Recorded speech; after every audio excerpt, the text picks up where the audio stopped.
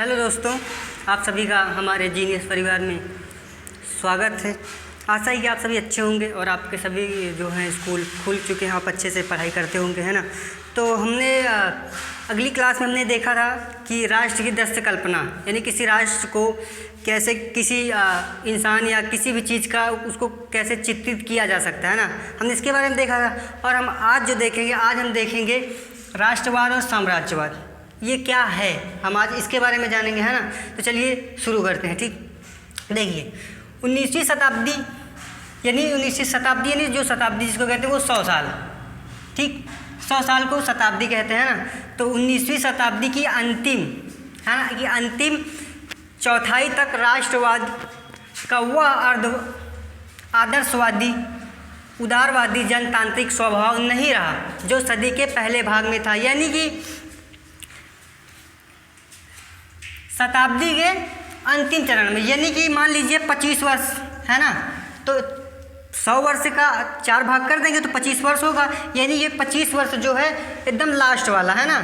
75 वर्ष निकाल दीजिए तो 75 वर्ष के बाद जो 25 वर्ष बचता है वो है। तो इस समय में जो एक राष्ट्रवाद था, जो जनतांत्रिक, जो सबके बारे में सोचता था, वो स्वभाव इसका ख़त्म हो गया। किसका?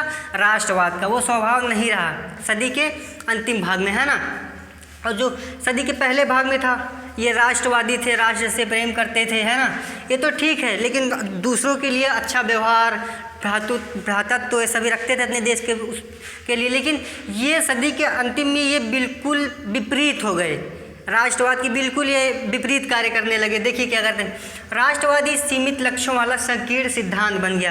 यानी जो राष्ट्रवाद है एक सीमित लक्ष्य में ही रह गया, है ना, कि सिर्फ और सिर्फ राष्ट्र प्रेम करते ही रह गया।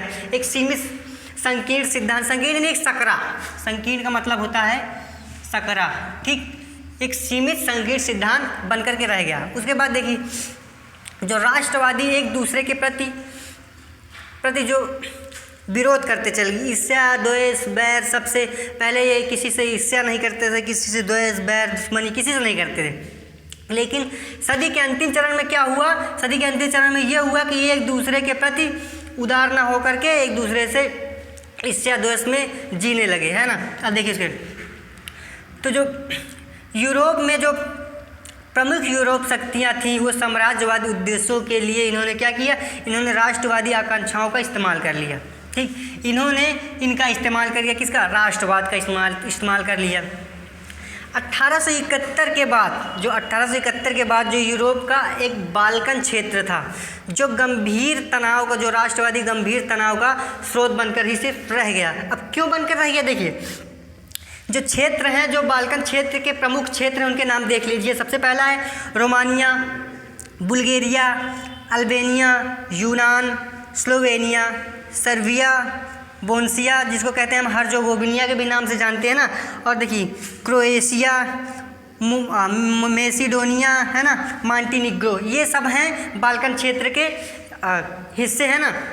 तो बाल्कन क्षेत्र जो था ना, उसका सबसे मान लीजिए बड़ा हिस्सा जो था वो ऑटोमान साम्राज्य के अधीन था। अब कहिए कि आप कहेंगे कि ऑटोमान साम्राज्य क्या है ना, तो ऑटोमान साम्राज्य जो तुर्की होते हैं ना, उस्मान, ऑटोमान साम्राज्य उस्मानीय सल्तनत के अंतर्गत तुर्की के सल्तनत जो होते हैं ना, तुर्की के राजा जो साम्राज्य होता है, उसी को हम क्या कहते हैं? ऑटोमान साम्राज्य कहते हैं, है ना, इसको। और जो इस क्षेत्र में रहते थे, इन सब क्षेत्र में इन लोगों को, जो इस क्षेत्र में रहने वाले लोगों को स्लाव कहते थे, ठीक, यहाँ के लोगों को स्लाव कहते थे, है ना। जैसे हम अपने भारत में रहते हैं, हमको क्या कहते हैं? इंडियन कहते हैं, भारतीय कहते हैं। या हम जैसे मान लीजिए यूपी में रहते हैं तो हमको यूपी वाले कहते हैं ना, बिहार वालों को क्या? बिहारी कहते हैं, है ना। तो वैसे ही यहाँ के जो लोग रहते थे इनको स्लाव कहते थे। अब देखिए आगे क्या होता है। आगे ये हुआ कि 19वीं सदी में जो ऑटोमान साम्राज्य है ना, इसने अपने राज्य का आधुनिकीकरण किया और एक आंतरिक सुधारों के जरिए इसने एक अपने राज्य को क्या मजबूत बनाया। और मजबूत बनाया, इसने ये सोचा कि हम इनको अपने अधीन कर लेते हैं, यानी पूरी तरह से इनको अपने राज्य में हम मिला लेते हैं ना। लेकिन देखिए, किंतु इस सभी प्रयासों में ये असफल हुआ, मतलब बहुत कम सफल हुआ, थोड़ा थोड़ा सफल हुआ। तो ये जो ये सारे राज्य थे जो ऑटोमान साम्राज्य के चंगुल में फंसे हुए थे, ये एक के बाद यूरोपीय अधीन जो थे ये राष्ट्र उनके चंगुल से, ऑटोमान साम्राज्य के चंगुल से निकलते गए। और बाहर जब इन्होंने निकला तो इन्होंने क्या किया, इन्होंने अपनी स्वतंत्रता की घोषणा कर दी, है ना, घोषणा कर दी।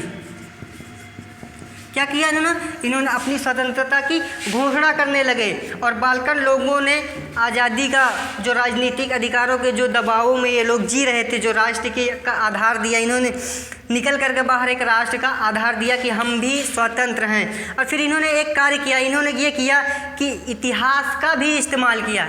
अब इन्होंने इतिहास का इस्तेमाल किया, अब इन्होंने इतिहास का क्यों किया, देखिए इन्होंने इतिहास का इस्तेमाल इसलिए किया कि ये इन्होंने कहा कि जो हमारे पहले पूर्वज रहते थे वो गुलाम नहीं थे, ना ही हमारे कोई भी गुलाम थे। वो तो अब की जो शक्तियाँ, जो राज्य ताकतवर आ गए, इन राज्यों ने हमें गुलाम बनाया है, ना तो हम पहले गुलाम नहीं थे, है ना।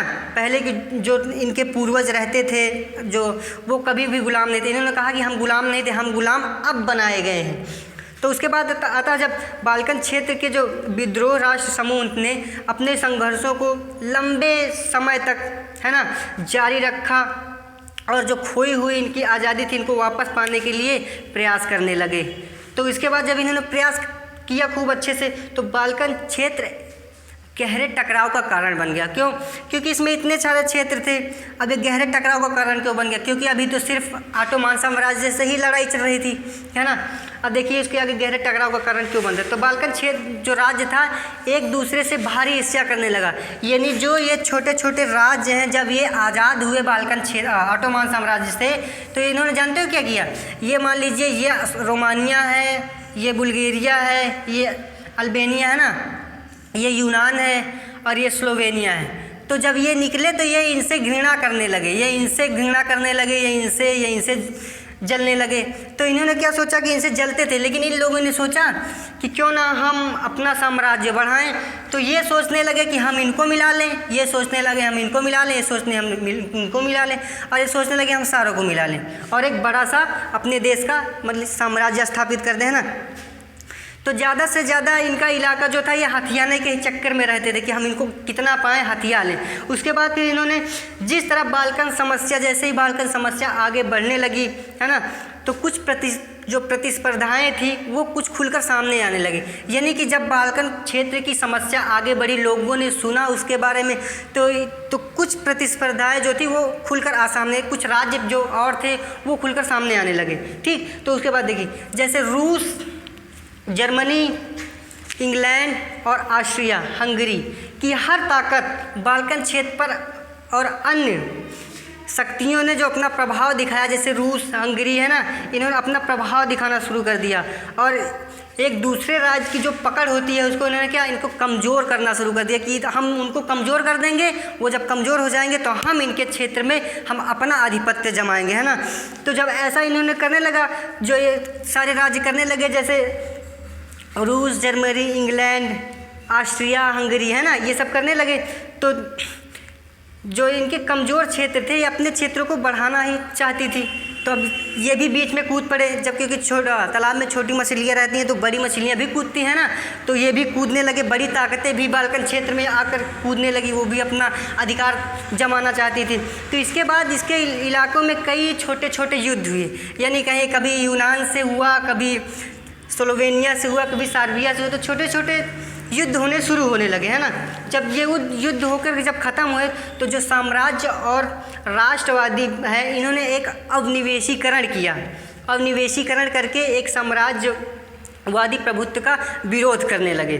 और जब ये दोनों विरोध करने लगे तो इन्हीं की वजह से एक महाविपदा आन पड़ी, यानी 1914 में प्रथम विश्व युद्ध शुरू हुआ। आप जान लो कि किसी देश में ही लड़ाई हो तो कम हानि होती है, यानी लोगों से, जन धन से, है ना। लेकिन अगर किसी देश और दोनों देश में टकराव होता है तो दोनों देश में ही जन धन की हानि होती है। तो ये एक जान लीजिए महाविपदा आन पड़ी। तो इसके बाद जब ये दोनों ने अवनिवेशीकरण किया तो इन्होंने एक साम्राज्यवादी प्रभुत्व का विरोध करना शुरू किया। अब देखिए जब इन्होंने विरोध किया तो हुआ क्या, इन्होंने ये किया कि साम्राज्यवादी विरोध आंदोलन विकसित होने लगा, दूसरा नंबर, स्वतंत्रता राष्ट्र राज्य का निर्माण करने के लिए संघर्ष करने लगी। सभी ने अपनी सामूहिक राष्ट्रीयता एकता की जो भावना थी उसको प्रेरित थे, पहले से भी प्रेरित थे, है ना। तो इन्होंने क्या किया, इन्होंने राष्ट्र के यूरोप विचार कहीं और नहीं गए। देखिए, राष्ट्र के यूरोप विचार, जो यूरोप के विचार थे वो कहीं और दूसरे राष्ट्र में नहीं पहुँचे। क्यों नहीं पहुँचे? क्योंकि यहाँ के जो लोग थे बुल्गारिया के, अल्बानिया के, ये अपने ही देश में बिजी हो गए, अपने ही देश में परेशान थे, अपने ही विचार रखना चाहते थे और कहीं अपने विचार को बाहर नहीं ले गए। इसीलिए जो यूरोप का विचार है वो यूरोप में ही रह गया। मगर यह विचार कि समाजों की जो राष्ट्र राज्यों में जो गठित किया जाए, अगर इसे गठित कर दिया जाए तो अब यह स्वाभाविक और सार्वभौम मान लिया जाए। यानी कि जब ये इसमें गठित हो जाए तो यहाँ के लोगों ने मान लिया कि ये स्वाभाविक है और सार्वभौमिक है कि छोटे छोटे युद्ध होंगे, विश्व युद्ध शुरू होंगे और हमारा एक नया राज्य बनेगा, उनका भी एक नया राज्य बनेगा, अलग अलग सभी के राज्य बनेंगे। ये एक सार्वभौमिक और एक बात मान ली गई। बस राष्ट्रवाद और साम्राज्यवाद में बस इतना ही था। अगर आप इतना पढ़ेंगे तो अच्छे नंबर ला सकते हैं ना। तो बस आज हमारा जो वीडियो आज यहीं तक है और हमारा शायद आई थिंक हमारा ये चैप्टर भी क्लियर हो गया है ना। तो इसके बाद हम दूसरा चैप्टर भारत में राष्ट्रवाद पढ़ेंगे। तो अगर हमारी वीडियो आपको पसंद आई हो तो हमारे चैनल को सब्सक्राइब कीजिए, कमेंट कीजिए और लाइक करना बिल्कुल भी मत भूलिए, ठीक। और एंजॉय से पढ़ते रहिए। धन्यवाद।